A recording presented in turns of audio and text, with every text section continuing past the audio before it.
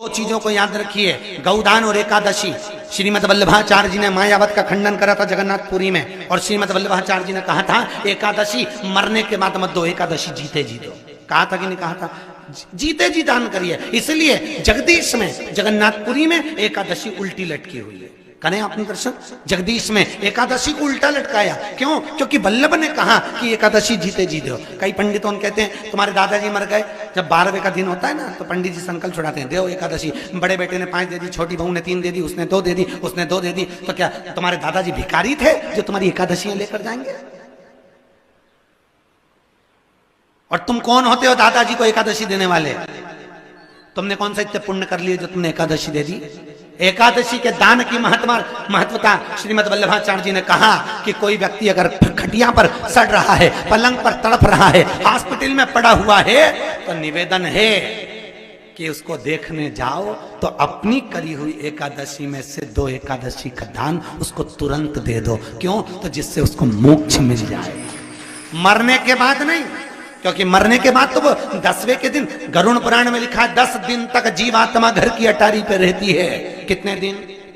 10 दिन। 10 दिन के बाद जीवात्मा चली जाती है। कहां जाती है? उसको जहां जाना है। 3 दिन में उसको भोग भोगना पड़ता है जीवात्मा को। 3 दिन नरक का भोग भोगती है, उसके बाद स्वर्ग का भोग भोगती है। 18 दिन में ये प्रोसेस पूरी हो जाती है। कितने दिन? 18 दिन। 18 दिन के बाद में उस जीवात्मा को धान के खेत में पटका जाता है। किसके खेत में? धान के, चावल के खेत में। इसलिए कहते हैं एकादशी के दिन चावल मत खाओ। कहते कि नहीं कहते? और क्या कहते हैं? द्वादशी के दिन चावल खाना जरूरी है।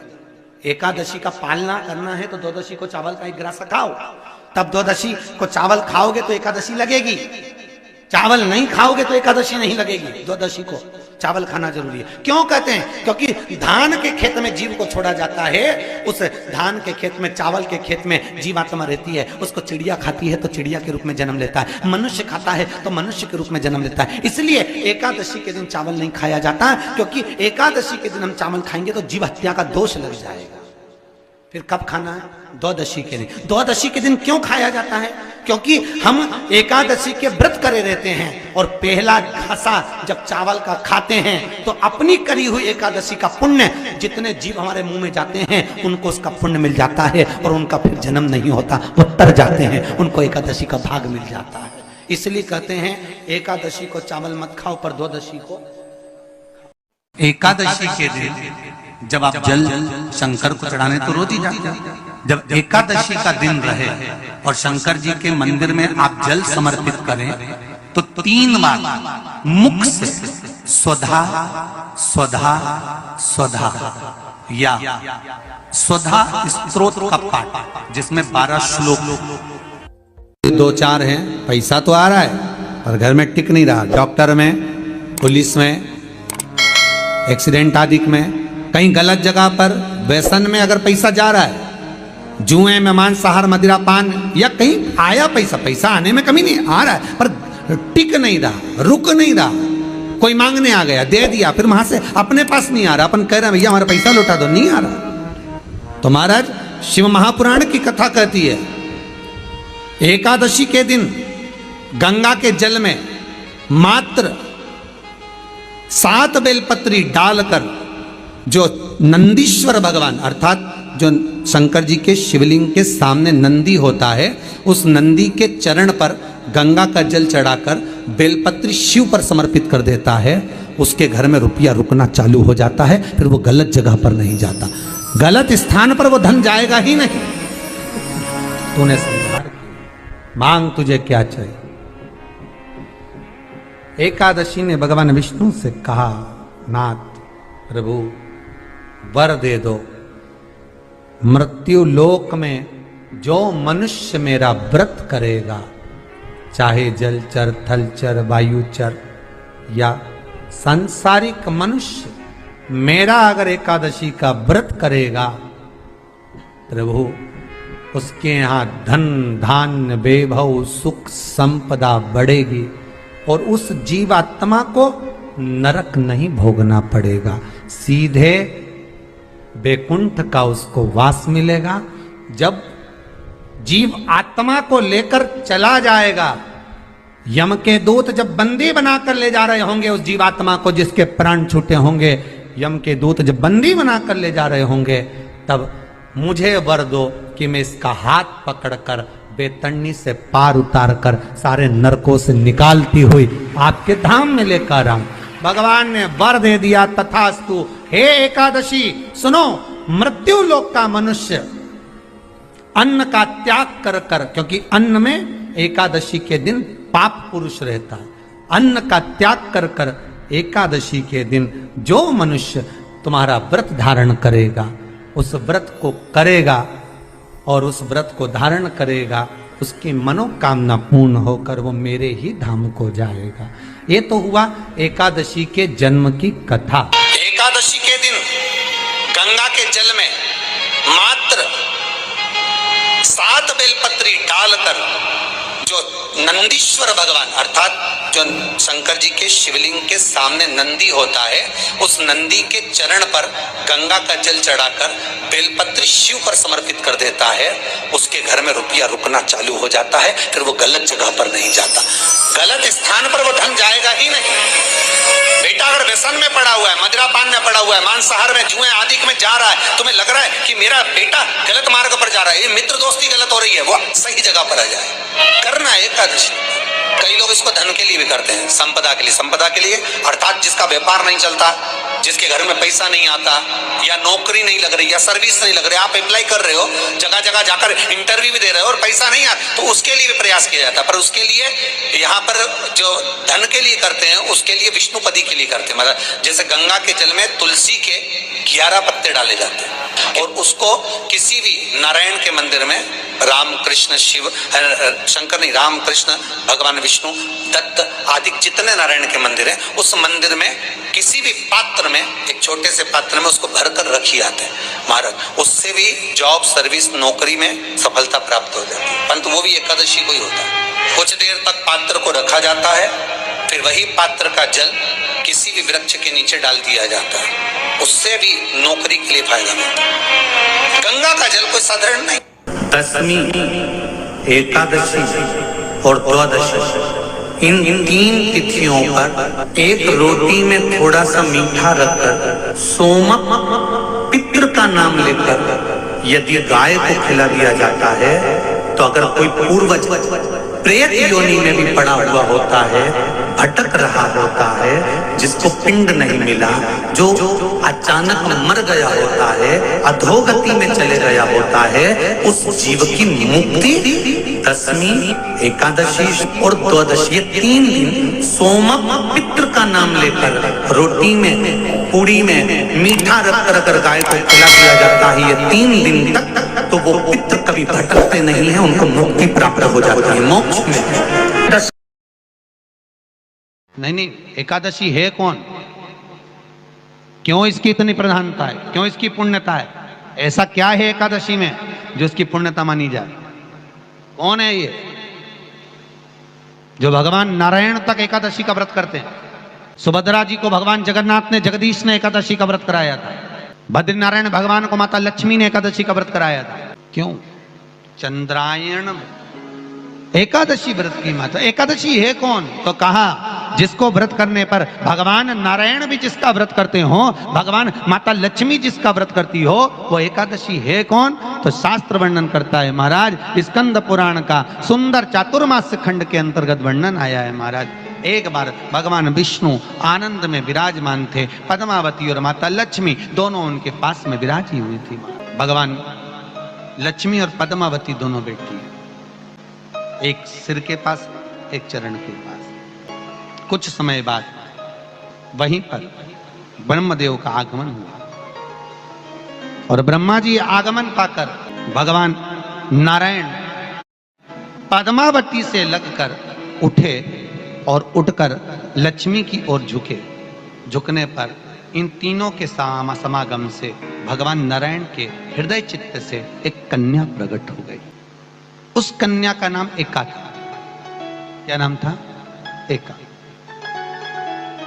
अब 10 उसके गुण इतने प्रबल थे, वो 10 गुण उसके बड़े प्रबल थे कि वो एका जिसको निहारती थी उसको संपदावान बना देती थी। जिसको देख लेती थी उसके जीवन में वो आनंद की अनुभूतियां करा देती थी। एका जिस मार्ग से जाती थी उस मार्ग के द्वार खोल देती थी। एका का पुण्य इतना पुण्य प्रखर। पद्मावती और लक्ष्मी ने कहा, महाराज ये बेटी आपके द्वारा निर्मित हुई है, इसका कन्यादान करना चाहिए। हमारे यहाँ हिंदू धर्म में रीति है, जिस दिन कन्यादान करा जाता है उस दिन व्रत रखा जाता है। अब आजकल रखते कि नहीं रखते हो मालूम नहीं, और कन्यादान करते समय व्रत रखा जाता है। व्रत रखना, एका का कन्यादान करना है। भगवान बोले कन्यादान करें, किसको दें? एका किसको दी जाए? एका प्रदान किसको करी जाए? पुण्यता किसको दी जाए? भगवान नारायण ने उसी समय लक्ष्मी और पद्मा से पूछा, तुम एकादशी के दिन जब आप जल शंकर को चढ़ाने तो रोज ही जाते। जब एकादशी का दिन रहे और शंकर जी के मंदिर में आप जल समर्पित करें तो 3 बार मुख से स्वधा स्वधा स्वधा या स्वधा स्तोत्र का पाठ, जिसमें 12 श्लोक 2-4 हैं। पैसा तो आ रहा है पर घर में टिक नहीं रहा। डॉक्टर में, पुलिस में, एक्सीडेंट आदि में, कहीं गलत जगह पर, व्यसन में अगर पैसा जा रहा है, जुए में, मांसाहार, मदिरा पान, या कहीं आया पैसा, पैसा आने में कमी नहीं, आ रहा है पर टिक नहीं रहा, रुक नहीं रहा। कोई मांगने आ गया, दे दिया, फिर वहां से अपने पास नहीं आ रहा, अपन कह रहे हैं भैया हमारा पैसा लौटा दो, नहीं आ रहा। तो महाराज शिव महापुराण की कथा कहती है, एकादशी के दिन गंगा के जल में मात्र 7 बेलपत्री डालकर जो नंदीश्वर भगवान अर्थात जो शंकर जी के शिवलिंग के सामने नंदी होता है, उस नंदी के चरण पर गंगा का जल चढ़ाकर बेलपत्री शिव पर समर्पित कर देता है, उसके घर में रुपया रुकना चालू हो जाता है। फिर वो गलत जगह पर नहीं जाता, गलत स्थान पर वो धन जाएगा ही नहीं। तूने संहार किया, मांग तुझे क्या चाहिए। एकादशी ने भगवान विष्णु से कहा, नाथ प्रभु वर दे दो, मृत्यु लोक में जो मनुष्य मेरा व्रत करेगा, चाहे जलचर, थलचर, वायुचर या सांसारिक मनुष्य, मेरा अगर एकादशी का व्रत करेगा, प्रभु उसके यहाँ धन धान्य वैभव सुख संपदा बढ़ेगी और उस जीवात्मा को नरक नहीं भोगना पड़ेगा, सीधे वैकुंठ का उसको वास मिलेगा।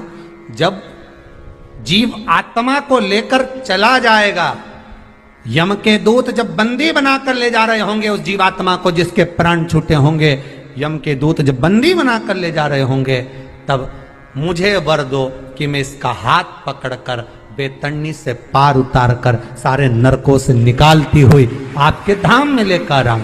भगवान ने वर दे दिया, तथास्तु। हे एकादशी सुनो, मृत्यु लोक का मनुष्य अन्न का त्याग कर कर, क्योंकि अन्न में एकादशी के दिन पाप पुरुष रहता है, अन्न का त्याग कर कर एकादशी के दिन जो मनुष्य तुम्हारा व्रत धारण करेगा, उस व्रत को करेगा और उस व्रत को धारण करेगा, उसकी मनोकामना पूर्ण होकर वो मेरे ही धाम को जाएगा।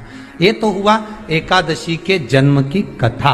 एकादशी के दिन गंगा के जल में मात्र 7 बेलपत्री डालकर जो नंदीश्वर भगवान अर्थात जो शंकर जी के शिवलिंग के सामने नंदी होता है, उस नंदी के चरण पर गंगा का जल चढ़ाकर बेलपत्री शिव पर समर्पित कर देता है, उसके घर में रुपया रुकना चालू हो जाता है। फिर वो गलत जगह पर नहीं जाता, गलत स्थान पर वो धन जाएगा ही नहीं। बेटा अगर व्यसन में पड़ा हुआ है, मदिरा पान में पड़ा हुआ है, मांसाहार में, जुए आदि में जा रहा है, तुम्हें लग रहा है कि मेरा बेटा गलत मार्ग पर जा रहा है, ये मित्र दोस्ती गलत हो रही है, वो सही जगह पर आ जाए। करना है एकादशी।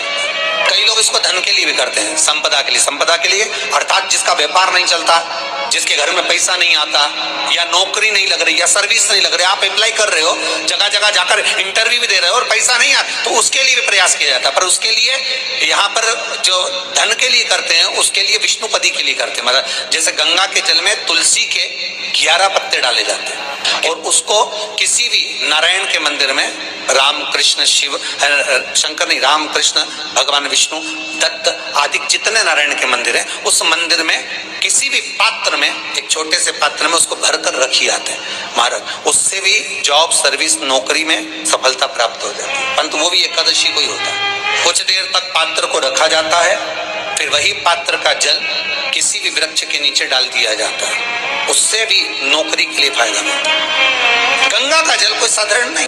दशमी, एकादशी और द्वादशी, इन 3 तिथियों पर एक रोटी में थोड़ा सा मीठा रखकर सोमक पितृ का नाम लेकर यदि गाय को खिला दिया जाता है, तो अगर कोई पूर्वज प्रेत योनि में भी पड़ा हुआ होता है, भटक रहा होता है, जिसको पिंड नहीं मिला, जो अचानक मर गया होता है, अधोगति में चले गया होता है, उस जीव की मुक्ति दशमी, एकादशी और द्वादशी, 3 दिन सोमक पितृ का नाम लेकर रोटी में, पूड़ी में मीठा रखकर अगर गाय को खिला दिया जाता है ये 3 दिन तक, तो वो पितृ कभी भटकते नहीं है, उनको मुक्ति प्राप्त हो जाती है, मोक्ष में।